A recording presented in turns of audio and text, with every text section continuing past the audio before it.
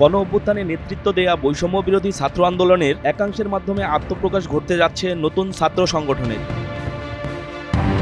26 ফেব্রুয়ারি বিকেলে এই ছাত্র সংগঠনের আত্মপ্রকাশ ঘটবে। 25 ফেব্রুয়ারি রাত 11টা 25 মিনিটে বৈষম্য বিরোধী ছাত্র আন্দোলনের অন্যতম সমন্বয়ক আবু বাকের মজুমদার নিজের ফেসবুক পোস্টে এই ঘোষণা দেন। ফেসবুকে তিনি লেখেন, নতুন ছাত্র সংগঠনের ঘোষণা আগামীকাল বুধবার বিকেল 3টায়, স্থান মধুর ক্যান্টিনে। এর আগে 17 ফেব্রুয়ারি ঢাকা বিশ্ববিদ্যালয়ের মধুর ক্যান্টিনে সংবাদ সম্মেলন করে বৈষম্য বিরোধী ছাত্র আন্দোলনের একাংশ। তারা বলেন, বৈষম্য বিরোধী ছাত্র আন্দোলনের সঙ্গে নতুন এই ছাত্র সংগঠনের কোনো সম্পর্ক নেই, এটি হবে সম্পূর্ণ স্বতন্ত্র একটি সংগঠন।